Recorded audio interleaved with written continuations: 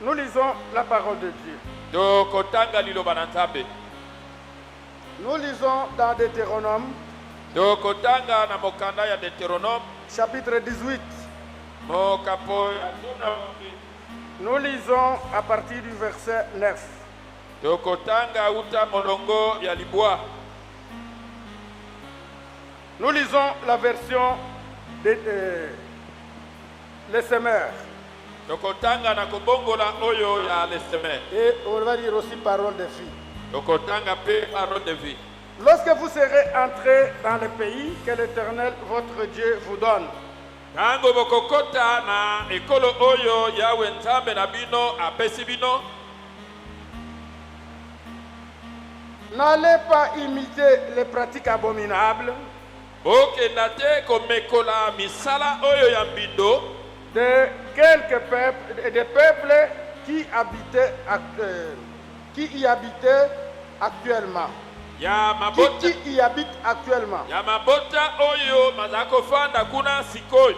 Qu'on ne trouve chez vous personne qui immole son fils ou Bakuta. sa fille par le feu, Bakuta te epai na yo moto moko oyo azali koboma mwana na ye ya mobali to ya mwasi na nzela na moto. personne qui pratique la divination, Moto moko te oyo azali kosala mosala ya bonganga qui recherche des présages, oyo azali kotala na nzela na minzoto. consulte les augures ou Kota- s'adonne à la magie. Kotala na nzela na minzoto to komipesa na soloka. Les augures, ce sont les gens qui regardent ici Oyo batalaka na maboko pour prévenir l'avenir.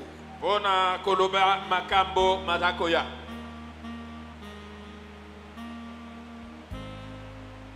Ou à la magie.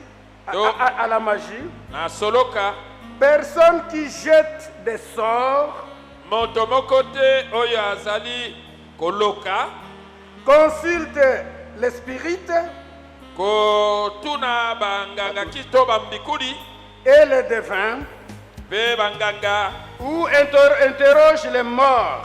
to oyo azali kosolola na bawe. Car le Seigneur a en abomination ceux qui se livrent à de telles pratiques. Nzambi nkolo azali koyina mpenza bato oyo bazali komipesa na makambo oyo. Nous lisons, vous pouvez vous asseoir. Okokofanda Nous lisons parole de vie. tokotanga liloba na bomoi. On dit ceci. Alobi boye Moïse dit, Mose alobi quand vous serez arrivés ntango bokokoma dans le pays que le Seigneur, notre Dieu, na mboka oyo nkolo Nzambe na biso vous donne, apesi bino, vous n'apprendrez pas à imiter la conduite horrible de ces peuples-là, bokoyekola te komekola misala oyo ya mbindo ya mabota on ne wana. devra trouver parmi vous aucune des personnes suivantes. Bakuta te katikati na bino moto ya motindo oyo, Quelqu'un qui brûle son fils ou sa fille en sacrifice, moto oyo azali kotumba mwana na ye ya mwasi te ya mobali qui na mbeka, pratique la magie, oyo azali kosala qui soloka, interroge les charlatans, oyo azali kotuna banganga kisi, qui lit dans le ciel, oyo bazali kotanga na likolo, qui consulte l'avenir, oyo bazali kotala makambo mazali koya, qui pratique la sorcellerie, oyo bazali kosala kindoki, qui envoûte les gens, oyo bazali koloka bato, qui jette des sorts oyo bazali koloka bato, et qui, d'une manière ou d'une autre, mpe baye na lolenge moko to mosusu consulte les morts. bazali kosolola na bawe Ceux qui font cela, oyo basalaka yango. le Seigneur, votre Dieu, Nkolo Nzambe na bino les a en horreur. azali mpenza koyina bango. Et Dieu bénisse la lecture de cette parole. Nzambe apambola litangi ya liloba oyo. Je pense bien vous avez suivi les deux versions ici. Nakanisi boyoki malamu ndimbola mibale oyo. On parle de la sorcellerie, on parle de la magie, balobi na ntina kindoki na ntina de na ceux qui soloka consultent, qui invoquent les morts, na baye bazali kosola na bakufi ceux qui envoûtent. oyo bazali koloka Ici, on parle de ceux qui jettent les mauvais sorts. awa bazali koloba oyo babwakelaka bato mababe Ici, on dit de ceux qui envoûtent Awa, et balobina. qui jettent des sorts. oyo balokaka mpe babwakelaka bato mababe.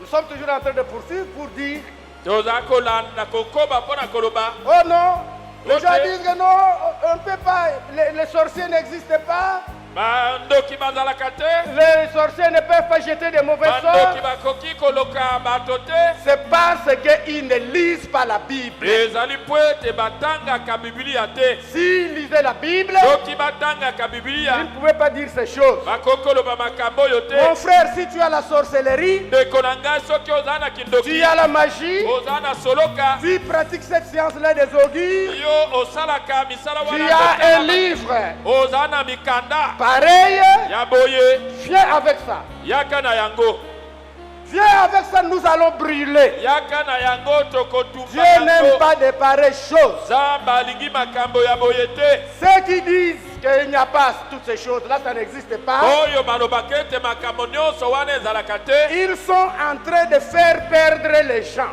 bazali nde kobungisa bato.